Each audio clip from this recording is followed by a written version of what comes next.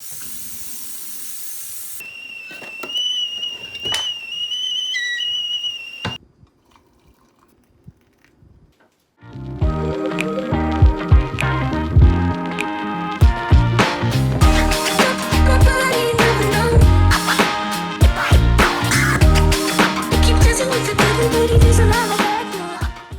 everyone, so I was totally going to make a video about the community or how to find community, kind of going off of what we did last week, but I decided to do something a little different today. So my brother and I were having a discussion yesterday about our childhood and how much our mother has impacted our life as adults. Now, I don't know if I've shared this before, or if you've seen it in other videos, or if you follow my TikTok, you'll be well aware that I had a tough childhood. I lived in a very dysfunctional family setting. My mother was abusive in emotional ways and physical terms, and so it's definitely made a huge impact on my brother and I.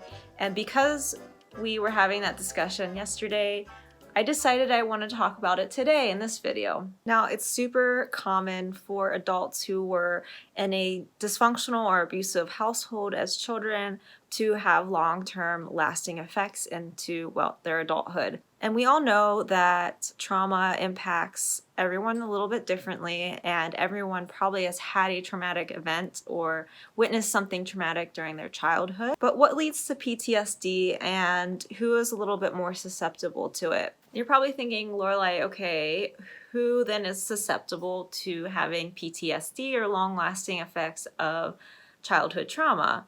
And the reality of it is anyone can be susceptible to it, but they've done studies where it shows that girls are actually a little bit more susceptible than boys are.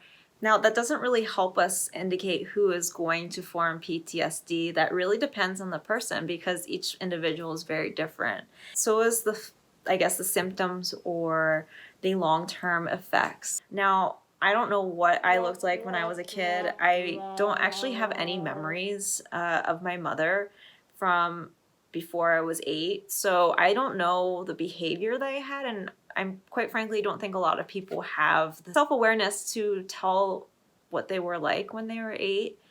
But I do know that with PTSD, there's a lot of anxiety, there's a lot of depression, there's a lot of self-isolation, and even self-harm associated with PTSD. And from what I've been told or what I've read, children tend to exhibit similar symptoms. Now, again, I'm not a doctor, so if you think that a child around you has PTSD, then it's best to seek a medical professional for that. As I mentioned earlier in this video, PTSD from childhood or childhood trauma can really have long-lasting health impacts into adulthood. And quite frankly, the first things that I think of when it comes to childhood trauma or someone who was raised in a very dysfunctional household, it immediately goes to mental health, but there's actually a lot linked with your physical health and childhood trauma. Surprisingly, heart disease, risks of stroke, diabetes, asthma, and substance abuse is heavily linked to someone who has had a traumatic childhood or was abused as a child. So I know I went over more of the medical impact of childhood trauma and how it affects us when we're older, but I'm going to reiterate this again. Anxiety, depression, and mental disorders are heavily linked with having a dysfunctional childhood dynamic or growing up in a dysfunctional family and being abused. Additionally, eating disorders and substance abuse are very common. I know myself, I have an eating disorder, and that definitely stems from my childhood. There's some evidence that eating disorders are genetic, but they are heavily linked with traumatic childhoods or being abused as a child.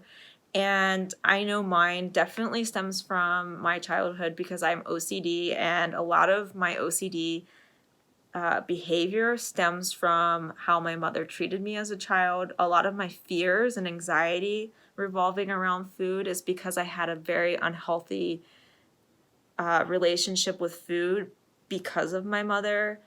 For example, this is one reason I cannot stand eggplant is because my mother would force feed it to me until I would vomit and then make me eat it again. So you can imagine as a young child how scary that is, not only to be sick, but to have your caretaker force you to eat something that's making you physically ill.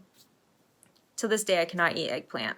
This is actually one of the many things that my brother and I discussed yesterday about how our experiences and the way that our mother treated us as children impacts us today. For one, we have a very tough time understanding what a toxic relationship looks like. Quite frankly, for me personally, I have a very hard time trusting other individuals. This is very common with individuals who've been abused as children because the person that was supposed to take care of me, my mother, did not. She did the complete opposite. And because of that, I have lasting effects with the relationships I have now. It's only in my late 20s that I've been able to form meaningful and fulfilling relationships.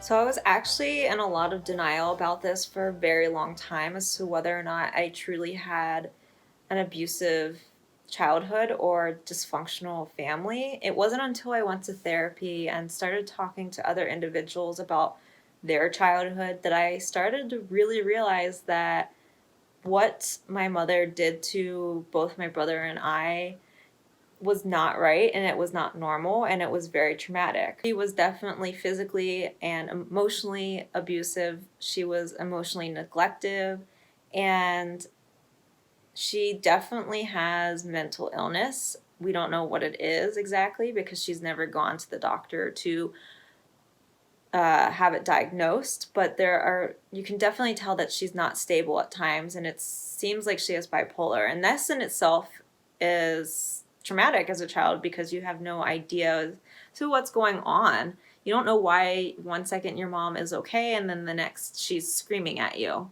or like verbally assaulting you or verbally assaulting you. So it wasn't until I really acknowledged that as a child I was being abused and that I have the control to change my life that I actually started getting a lot better. A lot of I still have some moments where there are triggers.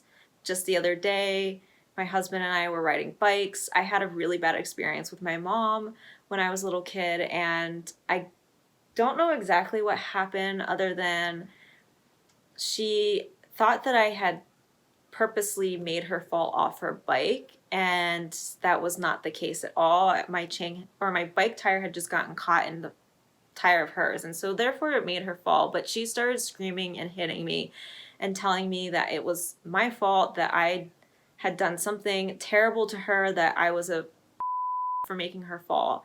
And when my husband and I were riding bikes the other day, because it was an association to riding bikes and I was riding in a similar manner that I was in that moment, it was a trigger, and I definitely had to take a step and moment to really acknowledge what was happening. My husband and I actually did end up having a really good time riding bikes. We had a great time riding bikes.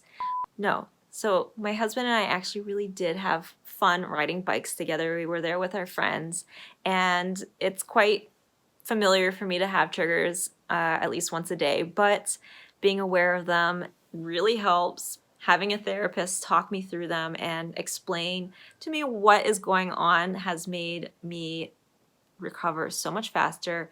It's been so much easier to deal with my anxiety, depression from it, and PTSD from past trauma. So I hope that this will help you establish what you went through when you were a child. One is not your fault. 2, you have control over your life to, make changes that you want, or you have the control in your life to get better. So that's it, guys. I hope you found this video helpful. I'm going to include some links below that will send you to a website if you're seeking help. And if you found this video interesting, please like. And if you find that this channel is pertinent to you, please subscribe. I'll see you guys next week. Bye.